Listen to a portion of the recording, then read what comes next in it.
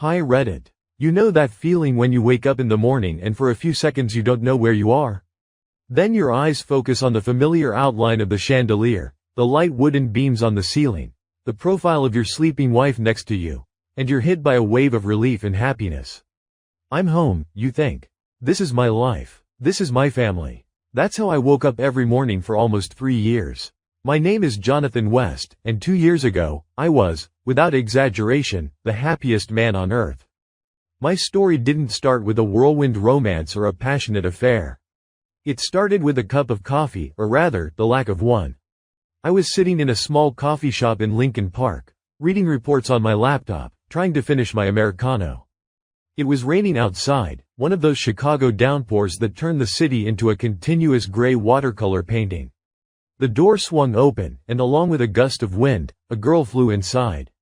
She was trying to close a broken umbrella, muttering under her breath, and looked both angry and infinitely beautiful. Her blonde hair was wet and darkened, a few strands sticking to her cheeks.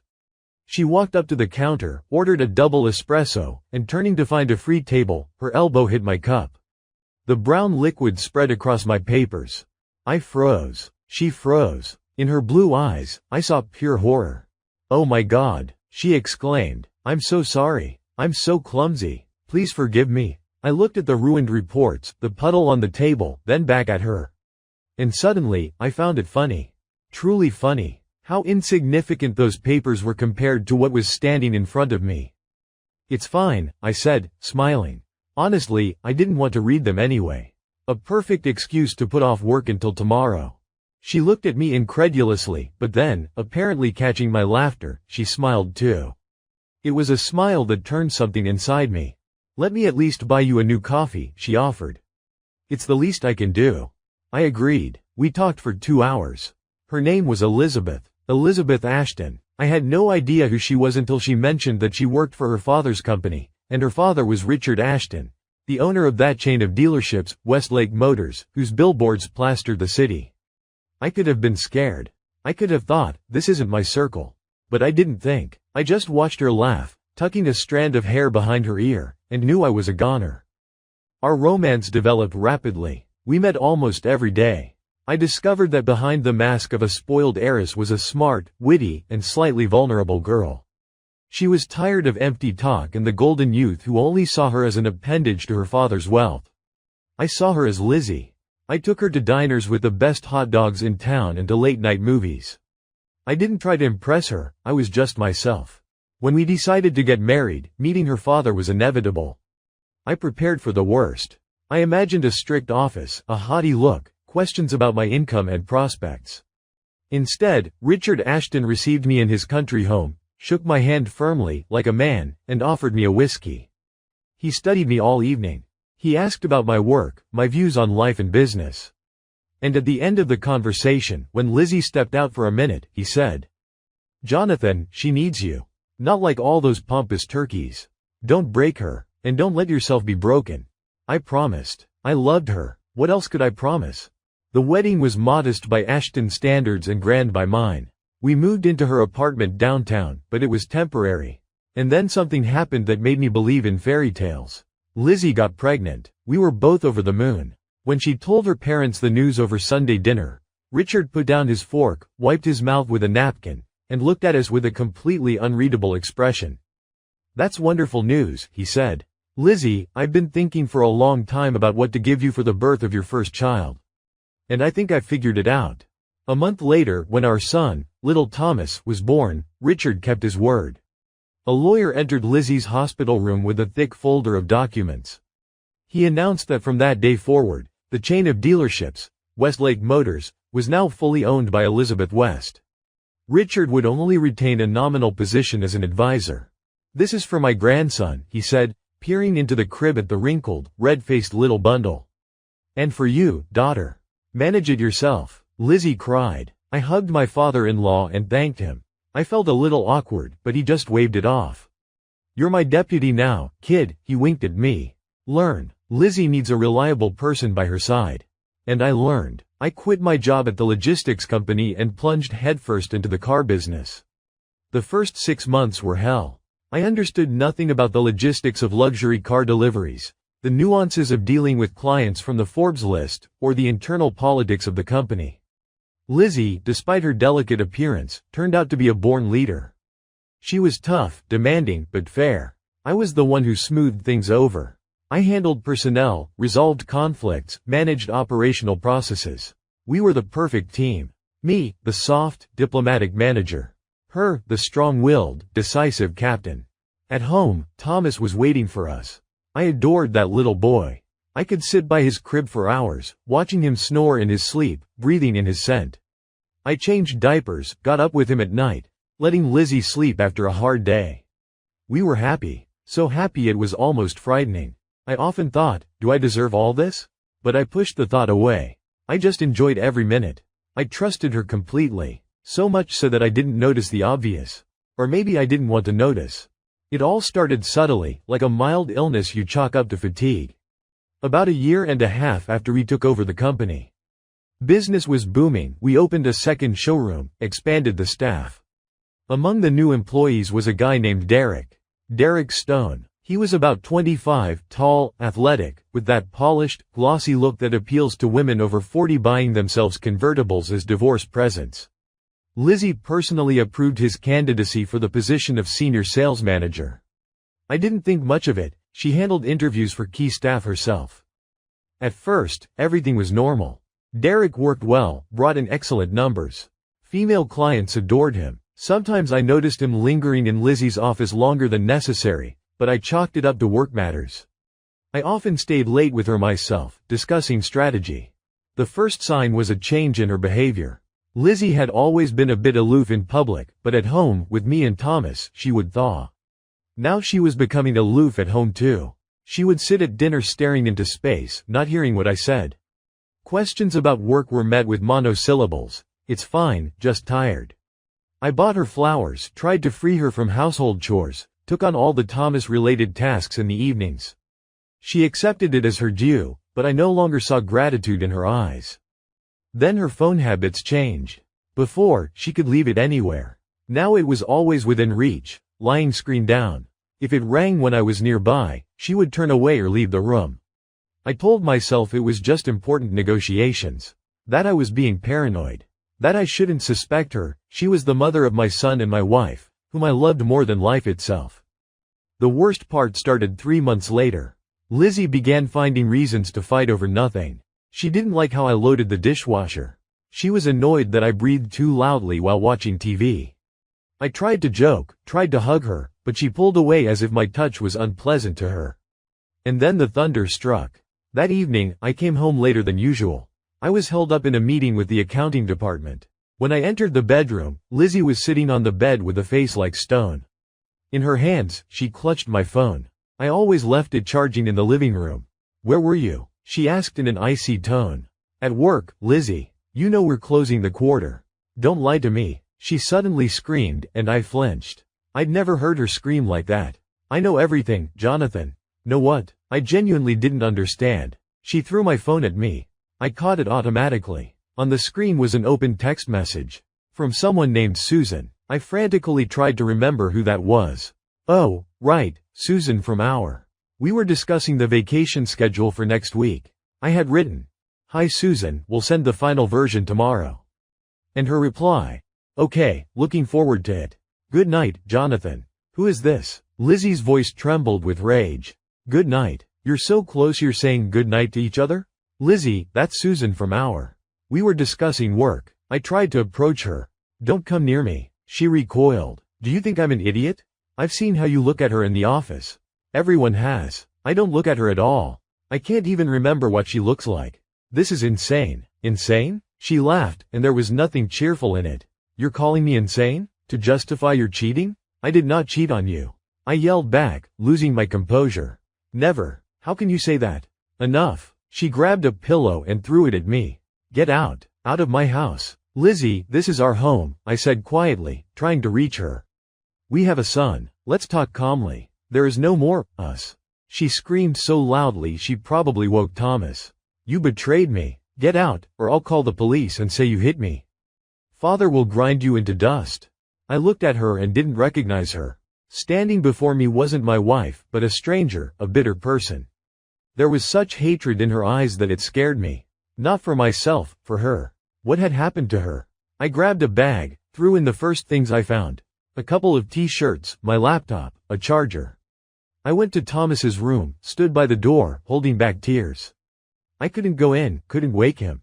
I was afraid that if I saw him, I wouldn't be able to leave. I left into the night. Without a car, without its keys. I just walked out into the street and wandered aimlessly.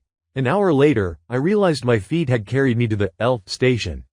I got on a train and rode to the other end of the city, to my parents'. Mom opened the door in her robe, and seeing my face, gasped. She didn't ask questions. She just hugged me and let me in. I cried all night on her shoulder, like when I was a child. Dad sat in his armchair, silent, only clenching and unclenching his fists. The next morning, I woke to my own phone ringing off the hook. Lizzie, her parents, and one missed call from my father-in-law. Before I could call back, my phone rang again. Richard Ashton. I answered. Hello? Jonathan. Richard's voice was hard as steel cable. I know everything. Lizzie told me. Mr. Ashton, listen, this is some kind of mistake. I never. Shut up. He barked, making me flinch. You disgraced my daughter. You disgraced my family. You have a son, boy. How could you? I didn't cheat. I cried out in despair. I swear to you, on anything. I don't need your oaths. You're nobody. You were nobody, and you'll remain nobody. I'll kick you out of the company. I'll make sure you can't find a job anywhere in this city. You'll be mopping floors in a supermarket, if you're lucky. And if you ever come near my grandson or my daughter again, I will make you regret the day you were born. This is not a threat, Jonathan. This is a promise. He hung up. I sat on the couch in my parents' living room, in my father's old pajamas, staring at the silent phone. My world had collapsed. I had lost everything. My wife, my son, my job, my future. I didn't leave the house for a week. I barely ate. I just lay there staring at the ceiling. My parents tried to snap me out of it, but I was like in a vacuum. I replayed every minute of our life in my head, looking for a reason. Why did she do this? Why would she? We were happy. And then, on the 7th day, like a flash of lightning, it hit me. This wasn't just an accusation. It was too theatrical, too stage. She wasn't looking for the truth, she was passing a sentence. Why would she need to destroy me so quickly and so cruelly if she could have just asked for a divorce? But what if? What if she was the one guilty of something? The thought was so monstrous that I pushed it away at first. But it kept coming back. I remembered how she looked at Derek at the last company party. How they stood in a corner whispering. I thought they were discussing sales plans then. But now, I sat up in bed. My heart was pounding. If I was right, it was the only way to explain everything. Her coldness, her irritability, her desperate need to get rid of me at any cost. She was projecting her own guilt onto me. Classic. I needed proof. I couldn't just give up. I couldn't let my son be raised by another man while I was branded a traitor and an outcast.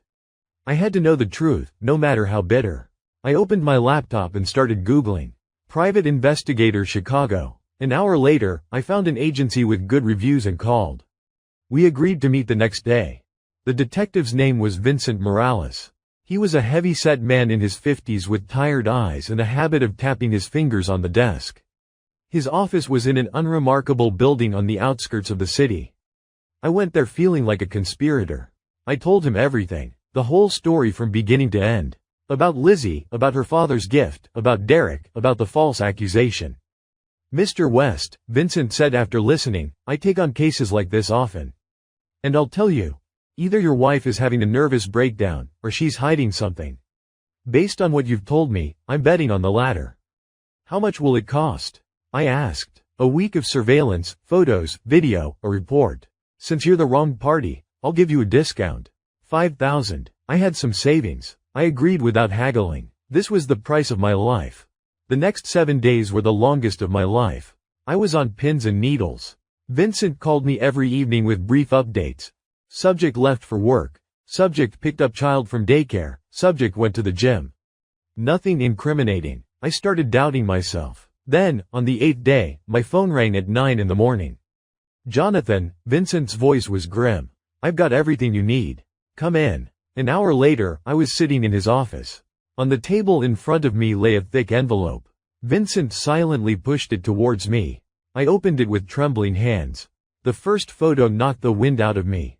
It was Lizzie and Derek. They were kissing. In a car. In her car. I recognized the interior of her black Mercedes. In the backseat, she was sitting on his lap, arms around his neck, kissing him with a passion I hadn't seen from her in a long time. There were more photos. Them in a restaurant, holding hands. Them entering a hotel. Them leaving the hotel, disheveled and happy. Vincent had professionally timestamped each shot. "This is all from the last 3 days," Vincent commented. On Thursday, after work, she didn't go home. She went to his apartment. Stayed until 11 p.m. On Friday, they had dinner at La Vie, then went to the Drake Hotel. Stayed there for 2 hours. I couldn't speak. I just stared at the photos, and something inside me was dying. The love I had lived for, the hope, the faith, all turning to ash. She hadn't just cheated. She had built a new life on a foundation of lies. She had destroyed me to clear a path for herself. "Is this enough?" Vincent asked. "Yes," I whispered. "More than enough." I left his office on unsteady legs. The sun was shining outside, but for me, the world was plunged into darkness. I held an envelope that must have weighed a ton. What was I supposed to do now? Go to her? Shove these photos in her face? So she could say, "So what? I love him." No, that would be too simple. I had to restore justice. Not for myself. For Thomas. I didn't want him to grow up thinking his father was a traitor and a liar. And I wanted the man who threatened me, Richard Ashton, to know the truth. To know who he was really protecting. I decided not to act directly. I wouldn't go to Lizzie. I would go to the root of the problem. I called Richard 2 days later. In that time, I had tidied myself up, shaved, put on a suit. I needed to look dignified, not like a beaten dog. "Mr. Ashton, this is Jonathan," I said when he answered. There was a heavy pause. "I told you not to call," his voice was icy. "I know. Please, hear me out. I want to apologize. In person. To you and to Lizzie. I know I caused pain to your family, and I want to try to make things right. At least to ask for forgiveness. Please." I spoke quietly, humbly. Richard was silent. I could hear him breathing. "And to see my son," I added. "I just want to see Thomas." Another long pause. "All right," he finally said. "Come on Saturday. At 3 o'clock. We'll be expecting you at my house." "Thank you," I breathed out. "Thank you so much." I hung up. He took the bait. He wants to savor my humiliation. He wants his daughter to see me groveling on my knees. Fine. Everyone will have their own show. Saturday came quickly. I put the envelope of photos in my jacket's inner pocket. I didn't know exactly how it would go, but I knew one thing. That envelope would be my final word. I drove up to the Ashton mansion in the suburbs. It was a huge Georgian-style house, with a manicured lawn and an oak door. I rang the bell. A maid opened the door and led me into the living room. Everyone was gathered there. Richard sat in a huge leather armchair, like a king on his throne. Next to him stood his wife, Margaret, holding a glass with a contemptuous smirk on her face. And on the sofa, next to Derek, sat Lizzie. Derek was here. This arrogant, smug kid with the $1,000 haircut was sitting in the place that had once been mine. He looked at me with defiance and superiority. Lizzie didn't even raise her eyes to me. She was clutching Derek's hand. There were also a few people in the room I didn't know, apparently family friends, invited to witness my disgrace. "Well, Jonathan," Richard began, in the tone of a judge pronouncing a sentence. "You asked for this meeting. We are all here. Speak." I took a deep breath. The silence in the room was deafening. You could cut it with a knife. All eyes were on me. "Thank you for agreeing to see me, Mr. Ashton," I began, trying to keep my voice steady. "I'm here to apologize." Lizzie snorted, but said nothing. I took a step forward. "I want to apologize to your family, to you, Margaret, to you, Lizzie. I want to apologize for not being able to protect my family. For being too blind and trusting. For allowing myself and my son to be deceived." Richard frowned. He had expected a different script. "What are you talking about?" he asked. "I apologize," I continued, raising my voice slightly, "for not keeping a closer eye on your daughter. For not noticing how she traded her husband, the father of her child, for this." I nodded towards Derek, "For this gigolo." "How dare you?" Lizzie shrieked, jumping up. "Dad, throw him out." "Jonathan," Richard's voice became dangerous. "You're crossing the line." "No, Mr. Ashton." I pulled the envelope from my pocket. "You crossed a line when you threatened me without knowing the facts." You promised to ruin my life, protecting your daughter. Well, I brought you the facts, so you know exactly who you were protecting. I walked to the coffee table and dropped the envelope on it. Some of the photos spilled out partially. On top was that picture from the car. Dead silence fell over the room. Margaret gasped and covered her mouth. Richard slowly leaned down and picked up the envelope. He took out the photos, put on his glasses, and began to look through them. With each photo, his face became more stony, and the muscles in his jaw began to twitch. "What is this?" he whispered. "That's your daughter, Mr. Ashton," I replied. "With her lover. On the very days she was accusing me of cheating. She was cheating on me. She destroyed our family. And you, without even hearing my side, helped her do it." Lizzie turned pale as a ghost. She tried to say something, but only a strangled gasp escaped her throat. Derek jumped up. "It's all lies. This psycho faked the photos," he shouted. "Shut up," Richard growled at him, and Derek fell silent instantly. I looked at Lizzie. For the first time in a long time, I saw not hatred in her eyes, but fear. Real, animal fear. "I didn't come here to make a scene," I said quietly. "I came to say goodbye. To Thomas. But he's not here. You didn't want me to see him. Well, now I know why. You were afraid the truth would come out." I turned to Richard. "You promised to ruin my life, Mr. Ashton. But I did nothing. I just loved your daughter. And I loved my son. Thank you for your hospitality. I won't bother you again." I turned and walked towards the exit. Behind me, there was a profound silence, broken only by Margaret's soft sob. I left the house, got into my old car, which my lawyer had managed to get back for me, and drove away. I felt nothing. No satisfaction, no anger, no joy. Only emptiness. The next day, my phone rang. Richard Ashton. I stared at the screen for a long time before answering. Jonathan, his voice was completely different. Gone was the steely confidence and superiority. He sounded tired and, I thought, guilty. I need to apologize to you." I was silent. "You were right," he continued. "I checked everything. Derek has been fired. And Lizzie." He sighed. "Lizzie confessed to everything. She said the affair started about 3 months ago.